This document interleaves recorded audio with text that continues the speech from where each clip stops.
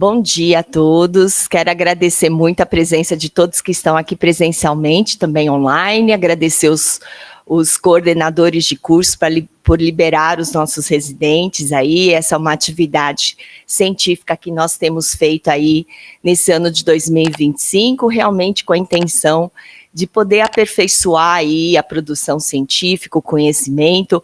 Então, dentro dessa programação que a gente tem feito de apresentação dos residentes, a gente tem intercalado com grandes convidados. E hoje eu tenho o maior prazer de poder trazer aqui o Dr. Rani Simon Júnior, ele é médico assistente do SCUT, e também tem sido uma pessoa extremamente importante e relevante dentro do meio de emergências pediátricas. Esse é um movimento novo e ele tem sido presidente do Congresso Brasileiro Latino-Americano de Emergências.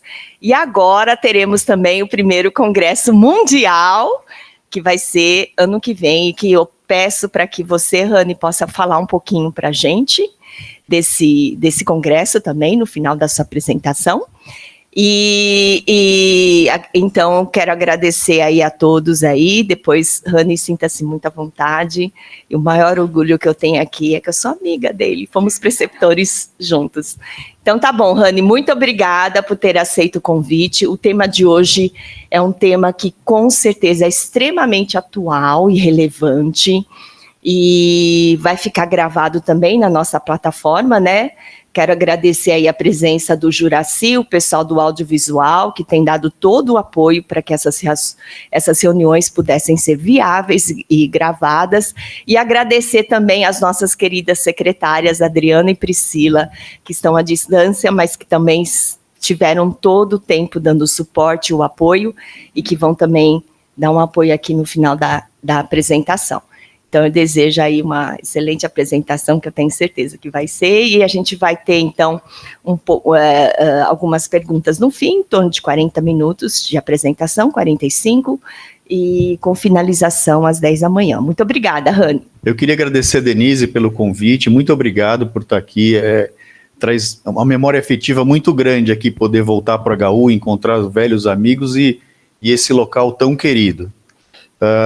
Obrigado pelo convite. Eu trouxe esse tema porque eu acho que é uma questão nova para a gente, que nós vamos deparar com isso no nosso dia a dia, e talvez a gente ainda não esteja atento para tudo o que está acontecendo na internet e que essas crianças e adolescentes têm contato.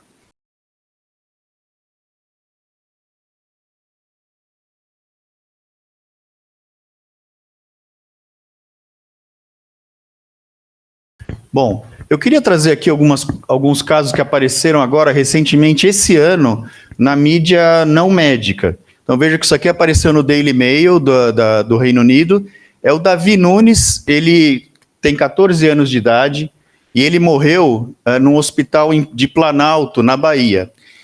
O Davi, ele entrou nesse hospital com um quadro de choque séptico, colapso e choque séptico. O que aconteceu? Ele participou de um desafio de internet, ele viu isso na internet, o desafio qual era? Pegou uma borboleta, macerou essa borboleta, misturou essa borboleta com água, aspirou numa seringa e injetou na perna.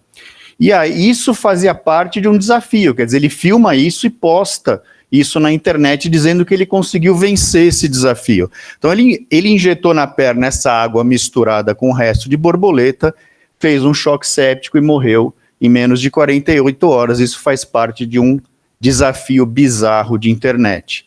Essa moça aqui de 11 anos saiu no Free Express Journal. Todos esses casos aconteceram esse ano, isso foi em março desse ano agora. É uma mocinha de 11 anos de idade, de Pernambuco, e morreu no dia 9 de março de 2025, inalando desodorante com uma parada cardiorrespiratória de 40 minutos. Isso é um desafio de internet que chama Chroming, a gente vai falar dele daqui para frente, mais para frente. Essa moça, o que chama a atenção, esse foi exatamente o desodorante que ela usou. Ela fez aspiração desse desodorante no desafio do Chroming e morreu logo depois, parada cardiorrespiratória. Essa menina tinha 8 anos de idade. Então são alguns casos que aconteceram no Brasil nesse ano de 2025. A primeira vez que me chamaram para falar desse assunto, me chamaram para falar numa escola, não foi nenhuma aula médica. Depois isso se transformou numa apresentação médica. Me perguntaram, você pode falar de desafio da internet na escola do meu filho?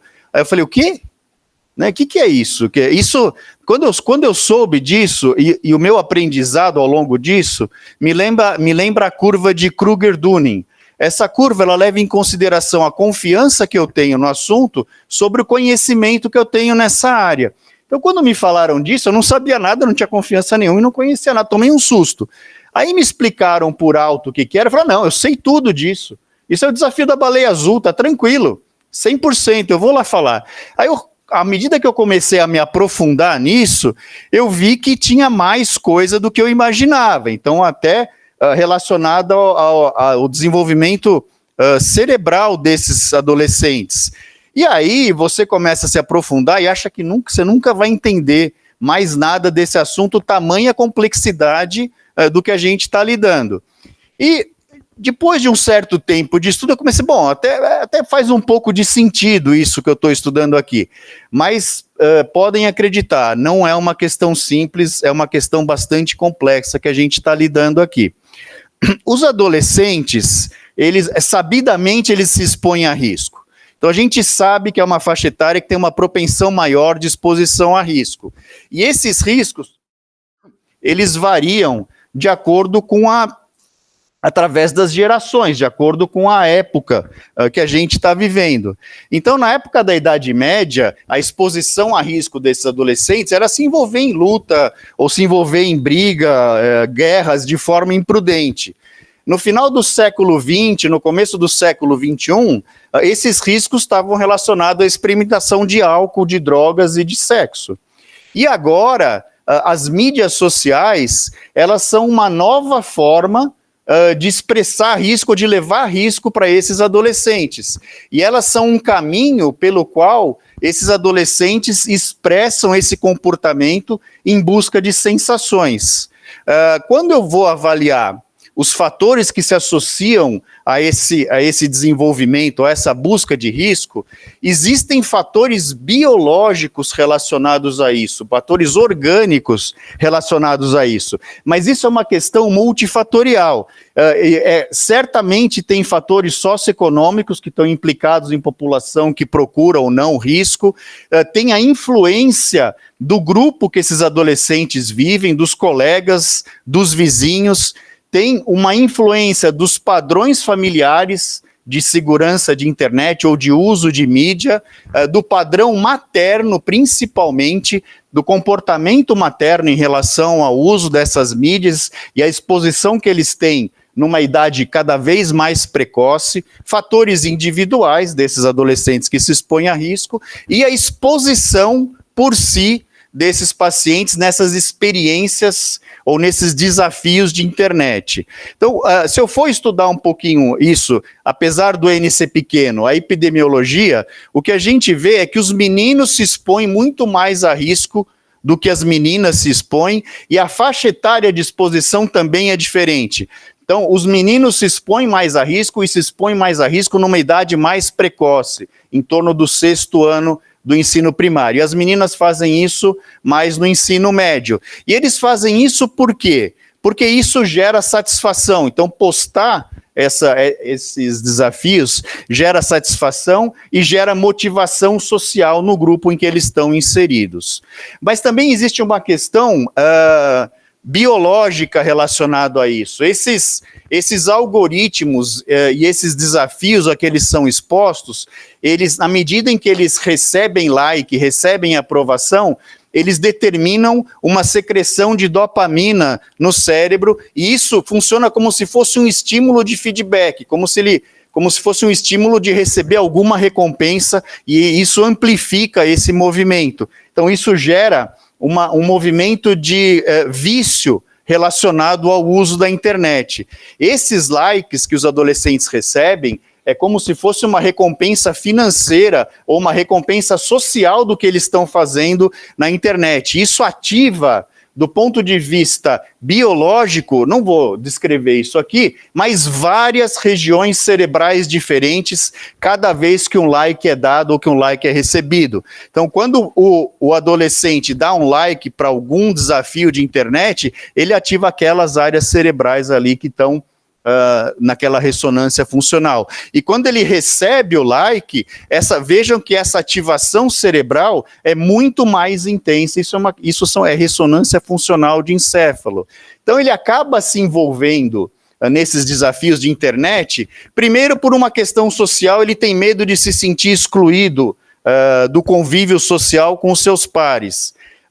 Tomar atitudes que geram risco, para o adolescente, é uma atitude que gera excitação.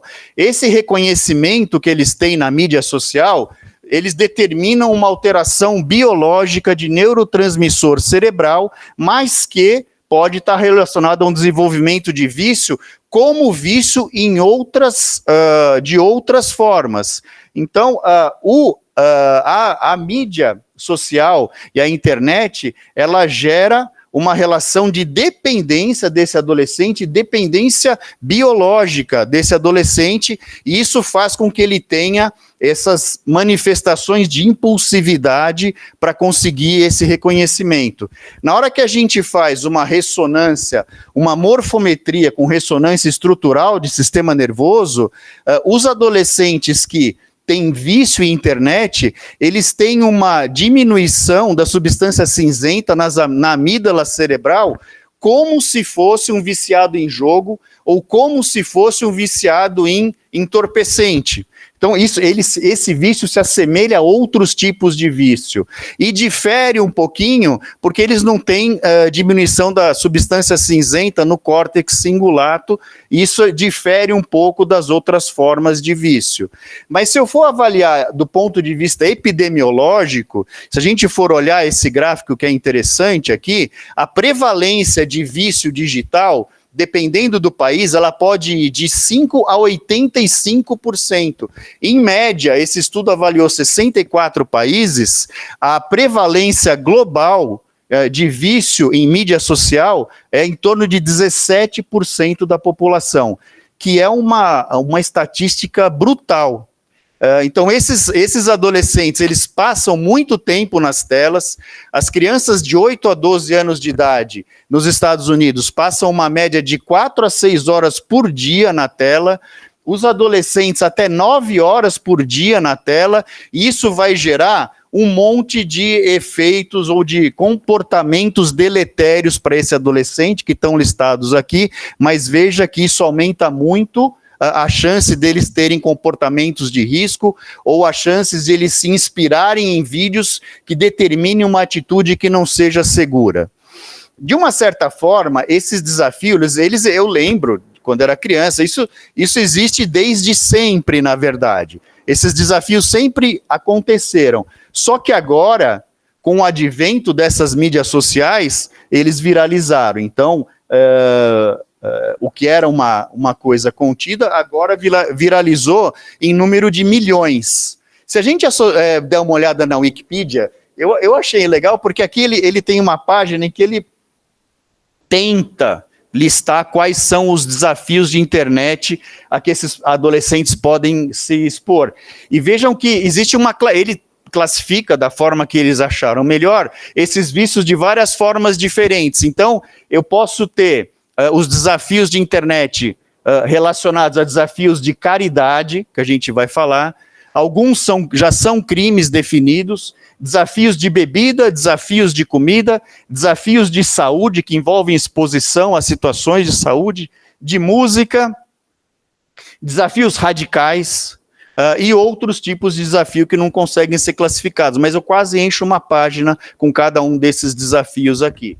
Eu vou falar de algum deles, obviamente a gente não vai conseguir esgotar isso aqui, mas eu vou começar pelos outros. Esse aqui talvez seja um dos mais comuns, que foi o desafio que motivou o meu convite para falar nessa escola, que é o desafio do enforcamento. Então, o desafio do enforcamento, o que é o desafio do enforcamento? Pelo CDC, o adolescente ou faz um autoestrangulamento ou estrangula um outro colega. Por quê?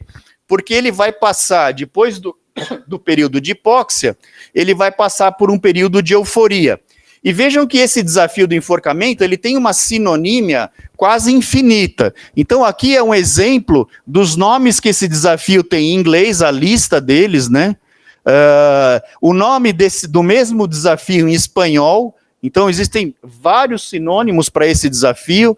O nome desse desafio em francês, o nome desse desafio em português. Então é um desafio bastante conhecido. Se eu olhar essa linha do tempo, a gente vai ver que aqui no Brasil, em 2011, no YouTube, tinham 500 vídeos postados mostrando o desafio do enforcamento. Em 2016, isso aumentou para 16 mil vídeos. Então é um aumento exponencial. O que acontece com esses adolescentes? Quando ele faz o enforcamento, ele suprime o fluxo de sangue para o cérebro, e isso já pode gerar dano cerebral. E depois, na hora que ele solta na hora que para de fazer essa pressão na região do pescoço, existe um fluxo rápido sanguíneo cerebral que gera euforia. E aqui pode acontecer AVC e outros danos cerebrais. Então, na verdade, os adolescentes, eles estão buscando sensações intensas, querem vencer a ansiedade, para o adolescente, uma sensação de onipresença, né? Então ele dá uma morridinha e consegue ressuscitar. Mas isso pode determinar lesão cerebral. Se a hipóxia for pouco prolongada, por um tempo curto, já pode determinar dano neuronal e convulsão, e se for uma hipóxia prolongada, mais do que 3 minutos, coma, paralisia, paraplegia, até morte. Isso aqui é um gráfico do CDC, que fez o levantamento de óbitos causados pelo desafio do enforcamento nos Estados Unidos de 95 a 2007. Então, 82 óbitos relacionados a esse desafio nos Estados Unidos, e a faixa etária mais comum é 13 anos de idade, meninos de 13 anos de idade, mas vejam que isso pode se estender aí dos 11 aos 16 anos, e o que chama a atenção aqui são os extremos, né? Uma criança de 6 e um adolescente de 19 anos que morreu no desafio do enforcamento. Aqui é um levantamento em escolas na França, em relação a esse desafio. A investigação aqui em 3 escolas, 250 crianças que participaram disso, com média de 11 anos de idade. 1 em cada 4 crianças dessas 3 escolas já tinha, 25% das crianças já tinha participado desse desafio, e isso podia começar numa idade bem precoce, aqui com 4 anos de idade. E esses adolescentes, eles praticavam isso desde 2 a 3 vezes por mês até todo dia. Então, tinha criança que fazia esse desafio todo dia. 1/3 deles não tinha a menor informação em relação aos riscos que isso poderia gerar.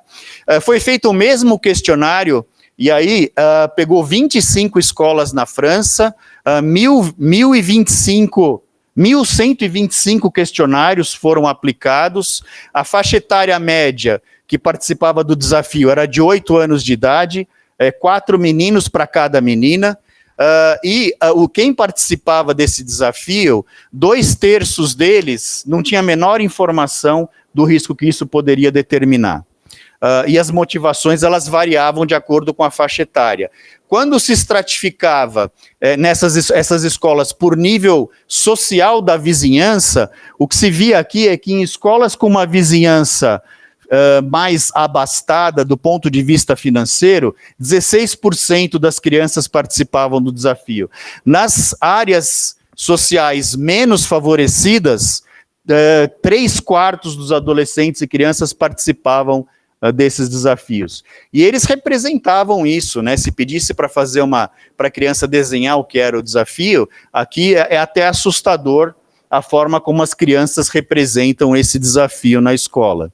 E a gente tem como, de uma certa forma, porque eles não falam, mas a gente tem como fazer suspeita de que o adolescente, o paciente, ou a criança pode estar participando disso. Então, uma criança que tem uma cefaleia inexplicada, trauma inexplicado, lesões em volta do pescoço, crises de epilepsia. Epilepsia com secundária hipóxia de difícil resposta, síncope recorrente, peteca em face, peteca conjuntival, ou um adolescente que fica desorientado depois que fica algum tempo sozinho ou isolado em algum lugar, a gente pode tentar chegar lá. Com esse número de óbitos e esse impacto, existem várias sociedades ao redor do mundo tentando alertar a comunidade médica e a comunidade geral em relação a isso. Então, esse aqui, o APEAS, é um site francês que fala a respeito disso, tem bastante literatura. O Eric é um menininho de 13 anos nos Estados Unidos que morreu no desafio do enforcamento, e aí a família criou essa ONG, que é o Eric's Case, e tem uma no Brasil, em Fortaleza, que chama Instituto de Me Cuida, é bastante interessante, eu entrei no site deles, tem bastante informação em relação a esses desafios da internet. Um outro desafio que a gente tem criado no Brasil é o desafio do School Breaker. Então, a gente criou isso. O que é o desafio do School Breaker? Na verdade, o que eles fazem é causar um traumatismo crânioencefálico no adolescente que participa disso. Eles ficam são 3 adolescentes, um no meio e 2 do lado, e um outro vai filmar o desafio. Então eles pedem para filmar todo mundo pulando junto, e só o do meio, que está desavisado, pula, e quando esse do meio pula, os outros 2 passam uma rasteira, e ele cai desprotegido de costas, e isso determina um traumatismo crânioencefálico grave. Eu lembro quando esse desafio foi lançado. E aí a gente pode ter desde traumatismos em membros até traumatismos crânioencefálicos graves, e crianças que fizeram isso em quadra esportiva, escola, e foram levadas para terapia intensiva. Então, certamente é um desafio muito grave, e ele pode determinar fraturas múltiplas, sangramentos múltiplos, paralisia, hematoma, perda de consciência e até morte, a depender do nível do traumatismo que esse paciente sofrer. O desafio do Tide Pod, não sei quem já ouviu falar, é surpreendente, porque o Tide Pod é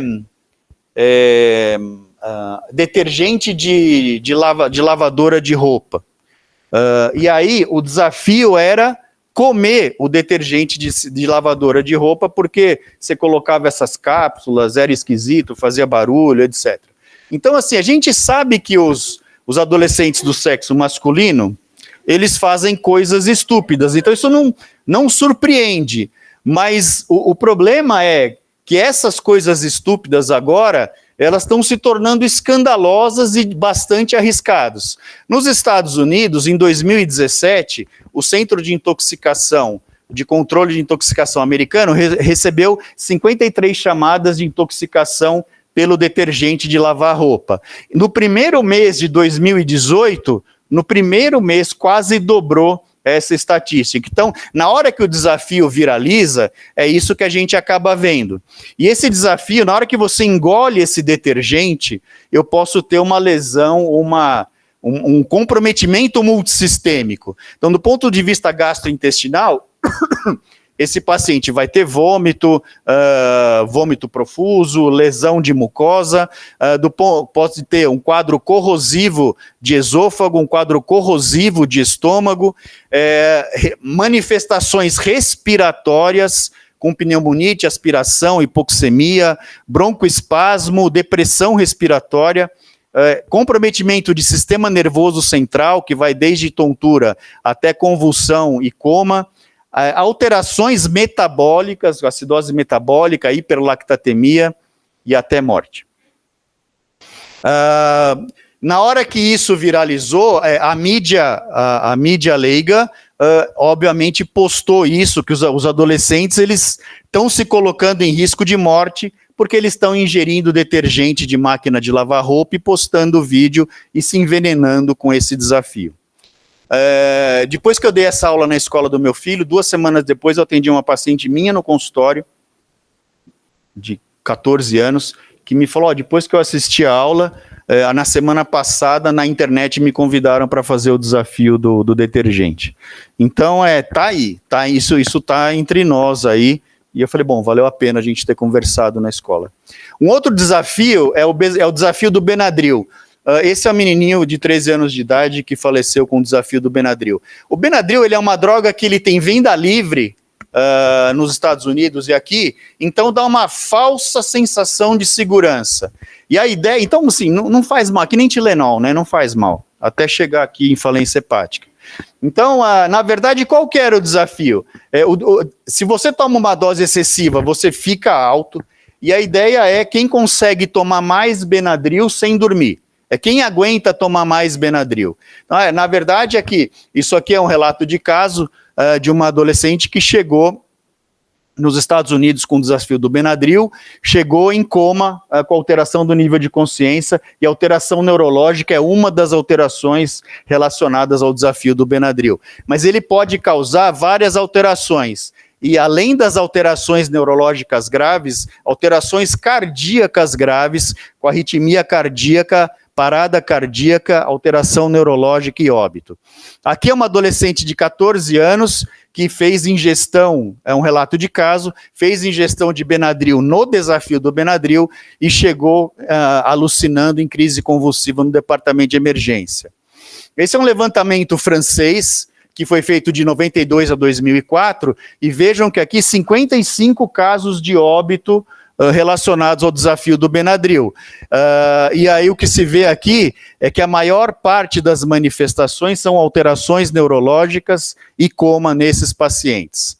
Essa moça de 14 anos, ela chegou em óbito depois do desafio do Benadryl, em óbito relacionado a uma causa circulatória, e a autópsia dela mostrou congestão sistêmica em pulmão, estômago e intestino.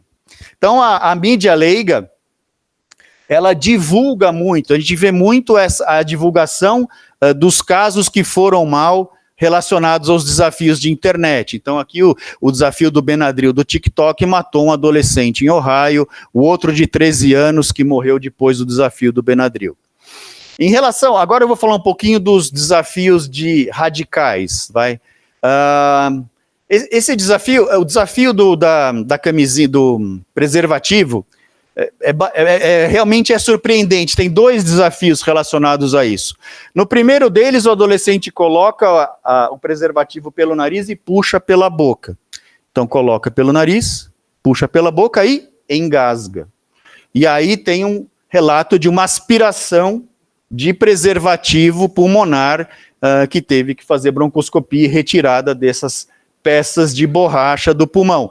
E o segundo desafio, o que o adolescente faz? Ele senta em geral numa banheira com outro adolescente por trás, e alguém fica atrás com uma camisinha, com um preservativo cheio de água, joga isso, despeja isso de uma certa altura na cabeça do adolescente, e ele faz um escafandro invertido.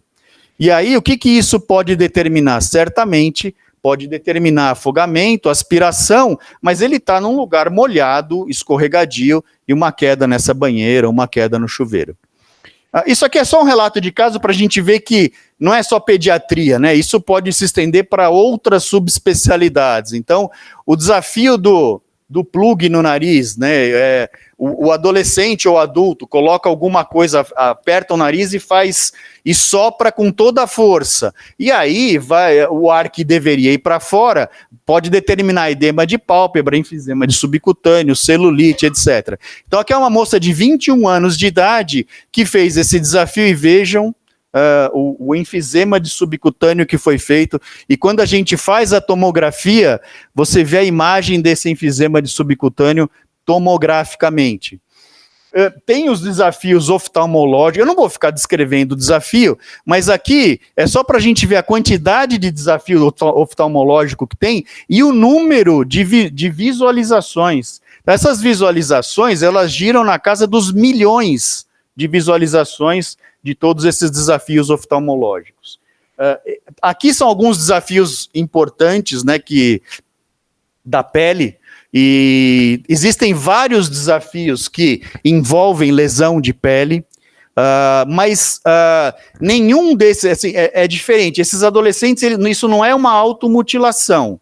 Esses adolescentes, na verdade, eles não têm nenhuma psicopatologia de base, E eles só fazem isso porque eles querem ganhar notoriedade. É completamente diferente de automutilação. Então, o desafio do sal e gelo, qual é? Em 2012, quando esse desafio entrou na internet, ele tinha 830 mil vídeos.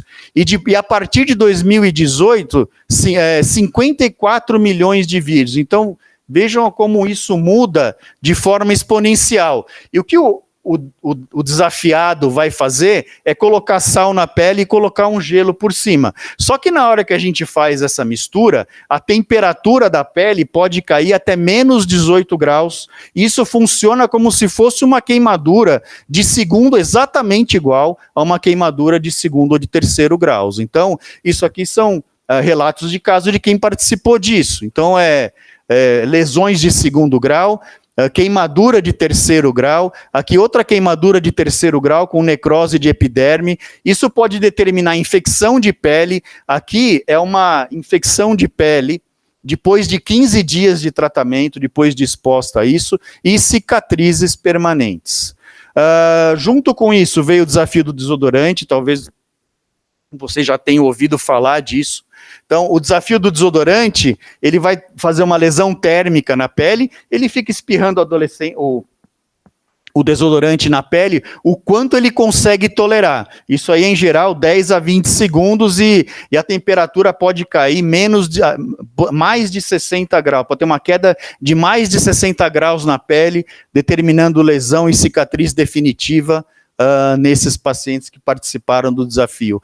A ponto do governo alemão fazer um alerta em 2023 em relação ao desafio do desodorante e os danos que isso podia causar à saúde. Mas eu acho que talvez o extremo desses desafios seja o desafio do fogo. Então, o que o adolescente faz? Coloca um líquido inflamável e coloca fogo e alguém filma isso para poder postar. E na hora que filma, ele vai lá e apaga isso rapidamente. Só que o desafio do fogo, em 2014 até 2018, 12 milhões de vídeos na internet. A partir de 2018, 421 milhões de vídeos na internet desse desafio. Mas, obviamente, vai dar errado. Então, aqui é uma menina de 16 anos de idade, hispânica, que participou do desafio que não deu certo. A gente vê aqui a área queimada de segundo e de terceiro grau, aqui as queimaduras de extremidade dela, e essa moça na UTI no primeiro dia e depois de 7 dias de internação, depois de ter participado do desafio. E aí, essa maluquice, ela é postada na internet em veículos diferentes. Então, o paciente foi hospitalizado, o desafio do fogo que gerou morte, e a mãe no Washington Post que disse que a filha dela, depois do desafio, parecia uma bola de fogo. É essa moça. O Cromin foi o desafio que a gente comentou das duas meninas aqui no Brasil. O que é Cromin? O termo Cromin quer dizer aspirar, é em inglês australiano, e Cromin quer dizer aspirar vapor, aspirar fumaça, e na verdade a ideia é ficar alto aí por algum tempo. Existem à venda livremente vários produtos que têm hidrocarboneto e que pode gerar essa sensação de ficar alto. Então aqui alguns exemplos disso, né? Até removedor de acetona. Tem. E aí, quando a gente vai olhar os desodorantes especificamente, o propelente eu fui olhar isso do ponto de vista químico. O propelente dos desodorantes, eles têm hidrocarboneto. Então tem ou butano ou propano. E esse hidrocarboneto gera a sensação de euforia quando é aspirado. E eu fui pesquisar os desodorantes aqui no Brasil, todos eles têm hidrocarboneto. Essa inalação, ela pode ter uma sinonímia diferente de acordo com a forma. Então pode ser o bagging, né, que até a cola era assim, né, que você aspira isso num saco plástico. Pode ser o huffing, que era o lança-perfume, que você aspira isso num pano, ou o sniffing, que você faz a inalação direta do desodorante na narina, que é a forma com que esse Cromin letal se manifesta. Então, inicialmente, o adolescente vai ter uma sensação aí de desinibição ou de alucinação, mas depois depressão de sistema nervoso central, cefaleia, tontura, até evoluir com encefalopatia e convulsão. E ele também pode dar alterações cardiológicas com taquiarritmia que desembocam em parada cardiorrespiratória e morte súbita. Aqui um menino de 19 anos de idade, que evoluiu com óbito, ele fez a aspiração do desodorante e ele evoluiu para uma fibrilação ventricular. Aqui é o eletrocardiograma dele depois da desfibrilação, e depois da reanimação ele entrou com encefalopatia, status epilético e posteriormente para óbito depois do desafio do desodorante. Aqui um adolescente de 15 anos de idade que morreu por fibrilação ventricular na França por inalar butano desses desodorantes. O que é interessante é que esses hidrocarbonetos, eles sensibilizam os receptores de catecolamina. Então, a reanimação é muito mais difícil. A chance deles responderem à epinefrina é mais difícil e a reanimação também. Aqui no Japão, um caso, um menino de 15 anos de idade que fez o Crohn, e aqui é a autópsia dele, com aspiração de alimento na macro e na microscopia e com edema cerebral, e aqui 2 crianças que participaram do Crohn, e aqui a autópsia com infiltrado inflamatório pulmonar e o outro com abrasão brônquica de pacientes de 11 e de 16 anos de idade. A Austrália tem um levantamento estatístico desses acidentes, então participam deles aqui 2/3 são menores do que 18 anos de idade, de 5 a 18 anos de idade. E a maioria das manifestações que geram óbito são manifestações neurológicas ou cardiológicas. Isso aqui é um levantamento bienal na Austrália, então no ano que menos teve óbito foram 8 óbitos, e no biênio 2019, 18-19, 14 óbitos por inalação de desodorante. E aí, obviamente, isso vai para a mídia leiga em forma de alerta, vários jornais diferentes, mostrando adolescentes de idades diferentes que evoluíram para óbito. Então, aqui alguns exemplos. 10 anos, 12, 14, 13, 17, 14, 13, 11. Todos eles morreram com o desafio do desodorante. O planking é prancha, é prancha, a tradução livre. O desafio do planking viralizou na internet e envolvia você ficar imitando uma prancha em lugares públicos. E quanto mais estranho o lugar que você imitasse prancha, melhor, e aí você fotografava isso e mandava para suas redes sociais. E fazia por que isso? Porque é muito ridículo. Quer dizer, essa é a explicação. E é claro que a gente não vai encontrar alguma fonte que diga que esse tipo de comportamento é um comportamento seguro. Então, aqui alguns exemplos de planking. Veja que não é só criança, né? Situações aqui em cima de um poste de luz, né? Então, vejam aqui, ó, poste de luz, locais assim, em que o risco de fazer isso em cima de uma... Aqui é um senhor, né? O risco de acontecer uma tragédia fazendo isso num lugar perigoso é muito grande. Aqui é descrição de caso. Então aqui, esse adolescente fez planking na varanda, caiu de 7 metros de altura, e aquilo que está ali do lado é o baço dele que teve que ser retirado. Esse outro fez planking no telhado, caiu de 10 metros de altura e teve que fazer a remoção do rim. Então, a internet também nos alerta em relação a isso. E uma coisa que não é tão antiga, não é tão nova, que é o car surfing. A gente já ouviu falar, né, do car e do train surfing. Então, você vê que assim, essa literatura não é tão nova, mas isso sumiu e agora com a internet viralizou de novo. Então, o que ele vai fazer é surfar no carro. Então, é primordialmente meninos que fazem isso, e eles surfam ou na frente do carro ou no porta-malas do carro, que é o mais comum. No teto do carro é um pouco menos comum. A média de idade é de 16 anos de idade, e nos Estados Unidos eles fazem no verão. Vê que nos meses de verão tem uma incidência, óbvio, né? A incidência de car surfing é maior. Mas aqui é um levantamento do CDC, de 90 a 2008, 58 óbitos por Couchsurfing nos Estados Unidos. Isso é antigo, mas voltou. E aí, na hora que a gente vai avaliar esses dados, a velocidade do carro do Couchsurfing, vejam que aqui 5 deles pode ser maior do que 50 milhas, que dá 75 km por hora e o cara surfando no carro. E os acidentes, eles acontecem mais quando ele faz uma curva, ou desvia, ou freia. Então, aí que acontece um acidente grave. Então, aqui a faixa etária, ela variou de 11 a 16 anos de idade, primordialmente masculino, e veja que de todos esses pacientes que internaram, poucos deles têm o Glasgow igual a 15. A maioria já chega com alteração de Glasgow, várias manifestações tomográficas diferentes e evoluem com sequela neurológica definitiva.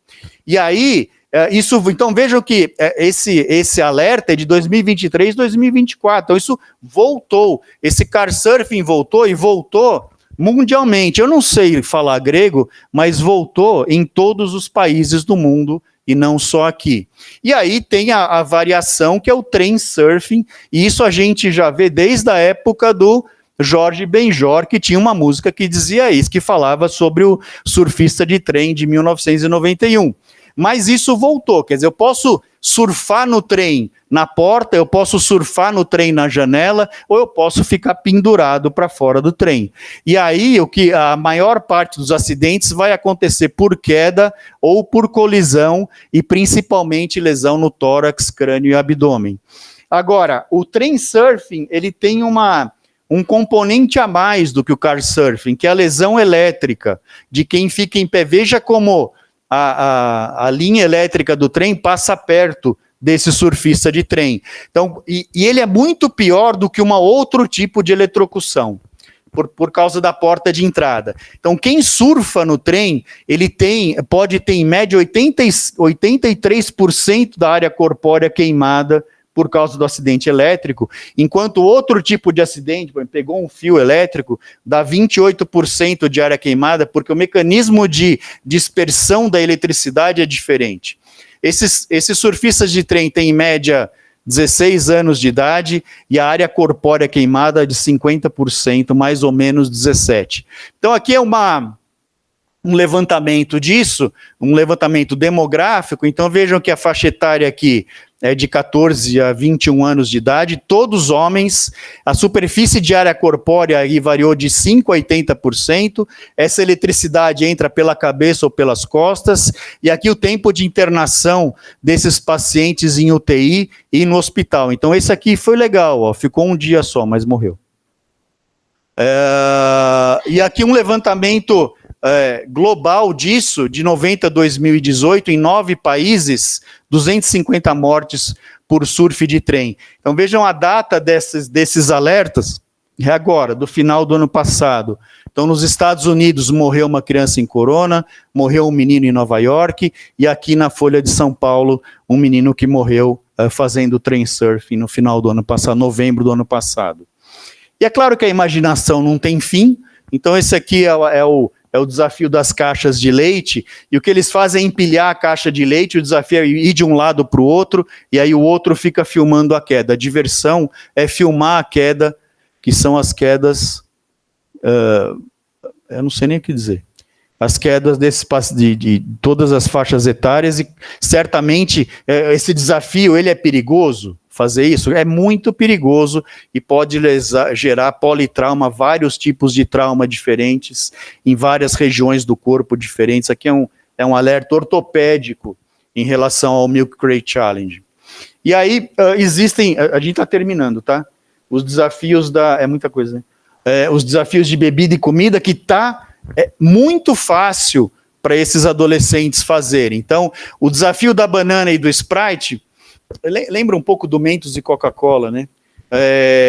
Ele faz o quê? Ele come 2 bananas e toma uma latinha de Sprite. A capacidade do estômago é 500 ml, é igual a 2 bananas nanica, 2 bananas grandes. E na hora que você bota o Sprite em cima disso, você junta aqui a fibra e antioxidante da banana com o dióxido de carbono do Sprite, com o ácido do estômago, e tudo isso é explosivo, e aí ele posta na internet os vômitos, aí vomitam mesmo. Aí eles postam vomitando depois do desafio, vômito com sangue, engasgo, aspiração, e a partir daí desidratação, choque circulatório, etc. E tem as especiarias, que a gente usa para cozinhar, e os desafios das especiarias. Então, o desafio da canela talvez seja o mais famoso deles. Se alguém colocar uma colherinha de canela na boca, vai ver que esse negócio é intragável. Então, ele é intragável e ele não é biodegradável. Então, quando esse desafio ganhou a internet em 2012, houve uma explosão aqui de adolescentes fazendo o desafio da canela e uma explosão dos vídeos que foram postados com o desafio da canela, que é uma coisa de venda livre. Isso vai queimar, ele é corrosivo, ele queima a boca, queima a mucosa, dá vômito e ele dá... A lesão pode dar rigidez torácica, pneumonia aspirativa e crise de sibilância. E a canela ela é cáustica. Então, estudando o rato, em que foi feito propositadamente com que ele aspirasse a canela, esses ratos evoluíram com alveolo-bronquite imediatamente após e depois com fibrose pulmonar. Aqui é um artigo que mostra a aspiração pulmonar que esse paciente teve, lesão química, ou corrosiva, cáustica, não sei, pela canela.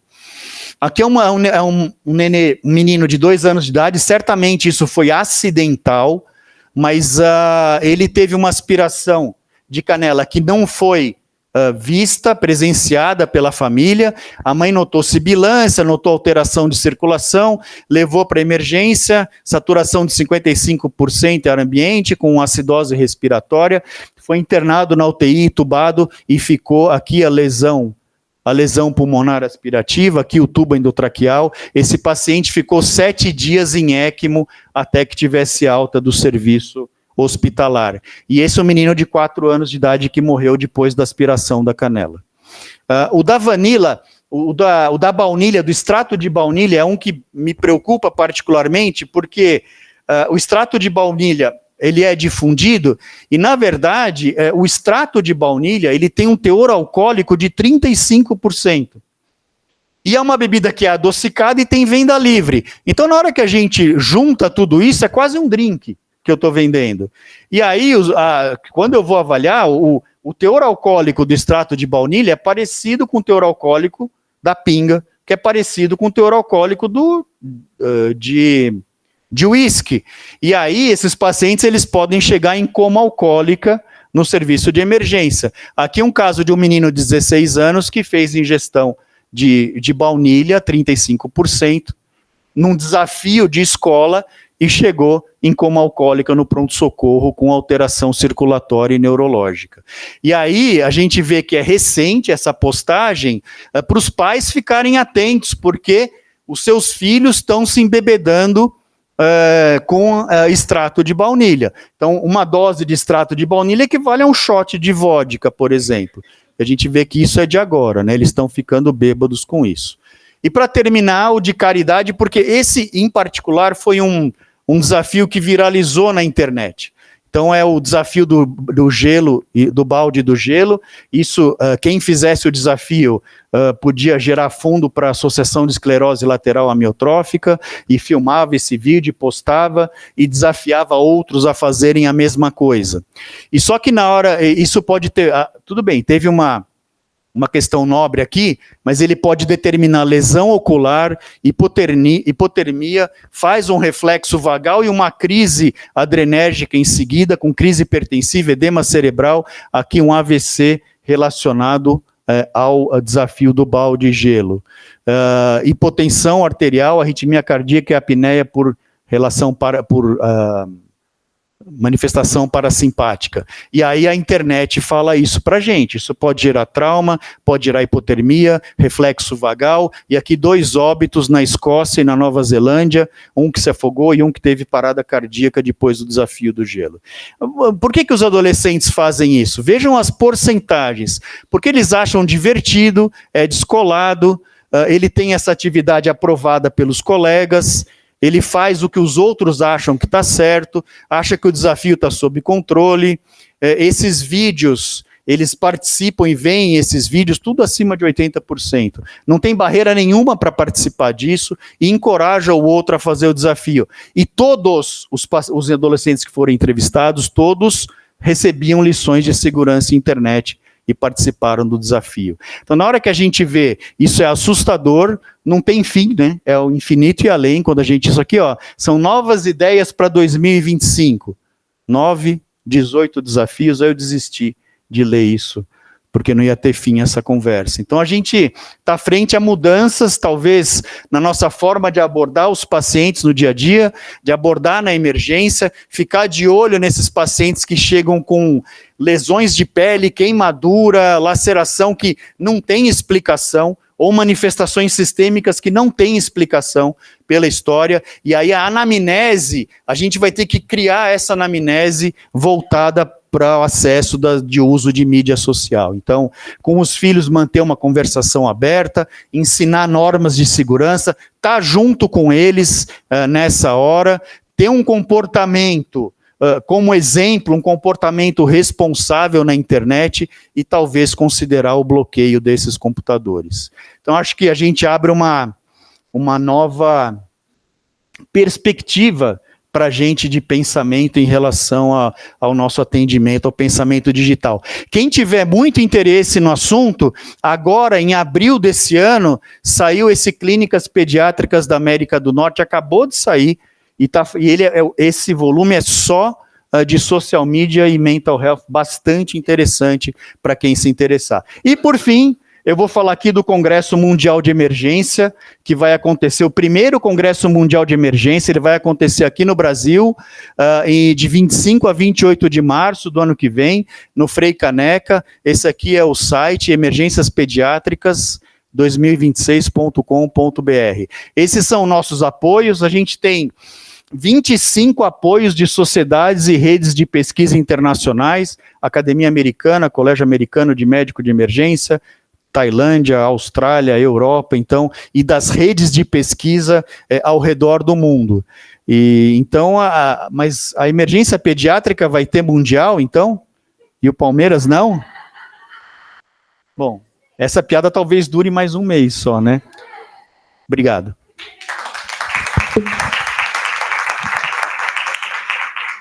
Eu quero agradecer aqui a excelente aula, eu acho que realmente é um alerta especialmente importante para os dias atuais, né? Obrigada por nos atualizar, Rani, e eu acho que é uma coisa, como você mesmo expôs, está em ritmo ascendente e a gente tem que estar atento. Então, acho que a gente tem talvez tempo para 2, 3 comentários ainda, e eu vou fazer a primeira pergunta para você, Rani. Obrigada pela didática toda também. O que você acha que nós, como pediatras, a gente deveria, na nossa prática diária, né? Porque acho que é um assunto que a gente aborda muito pouco, né? E você tem alguma recomendação que a gente deveria estar fazendo com o adolescente ou com a família, de alguma coisa focada nesse tema? Porque acho que a gente quase não fala sobre isso, né? Bom, obrigado pelo convite, foi uma alegria enorme voltar aqui. Eu acho que sim, e eu nem pensava nisso até que eu fui desafiado a pensar. E o que eu tenho feito, eu particularmente tenho feito agora, em crianças acima de 10 anos de idade, a gente vê que pode ser mais nova, né? Mas em crianças em que já tem acesso a isso, assim, nos Estados Unidos a criança pequena já tem acesso à mídia, né? É fazer pergunta direta, fazer parte da anamnese, isso, da mesma forma que tem vacina, da mesma forma que tem condição crônica, aí perguntar se existe, o que ele está vendo na internet, se a família ela está alerta para os riscos que isso pode determinar, né, a dark web e tudo isso, porque eles são muito mais espertos que a gente. Então, meu filho, ele sabe esconder o que ele quiser de mim na internet. Então, a gente tem que fazer uma busca ativa, e eu pergunto isso diretamente no consultório, acho que faz parte da anamnese da criança mais velha, como a gente perguntava de carteira vacinal. E no pronto-socorro, apareceu uma coisa um pouco mais fora do que o comum, eu acho que a gente tem que abordar isso também. Alguém da plateia quer fazer alguma pergunta, comentário?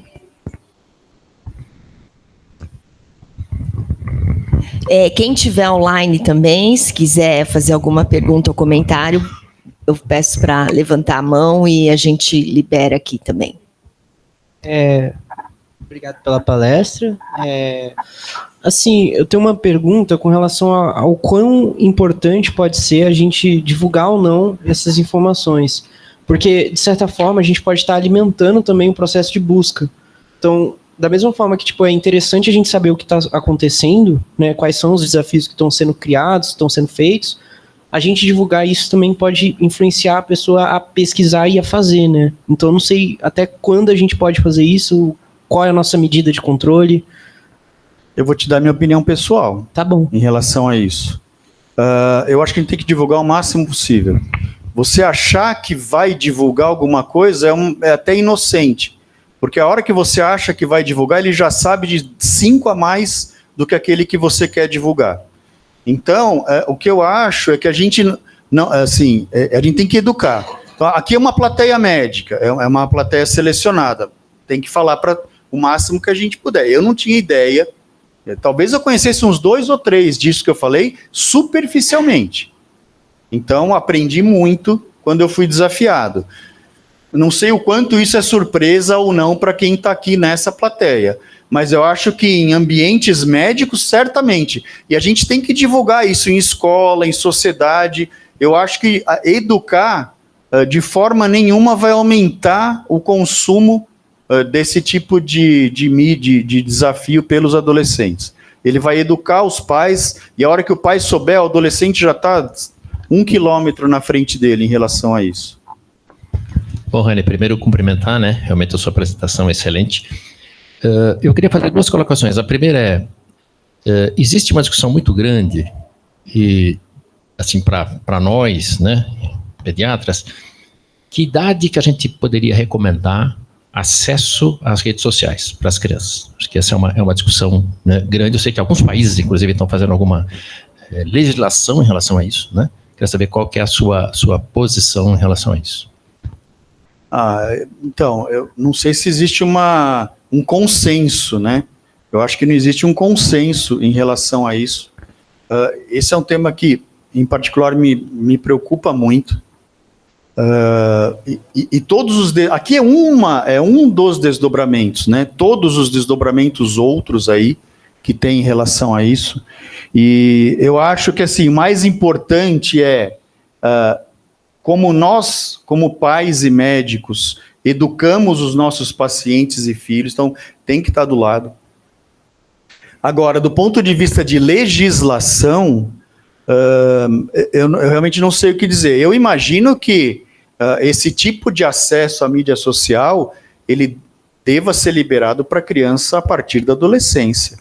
Antes disso... tem países querendo colocar 16 anos, né? Justamente por isso, né? A partir da adolescência alta aí, porque a gente vê que as faixas de risco aqui vão desde 4 anos até... E a maior incidência, eu não estou nem falando de bullying, de sexting, de todo o outro rol de agressões, né? Mas é nessa faixa etária, então tem que ser adolescência alta aí. Bom, então eu queria realmente agradecer novamente a excelente apresentação. Acho que é um tema que realmente a gente precisa estar sempre se atualizando. Acho que foi inovador trazer esse tema para discussão, né? Com certeza gostaria da tua presença futuramente em outros temas e a nossa participação também no Congresso Mundial, né? Então, muito obrigada pelo Juraci, por todo o suporte, a Adriana, a Priscila também, todos os coordenadores, todos os presentes online e na internet e presencial, e eu acho que a gente encerra a nossa reunião por aqui. Muito obrigada.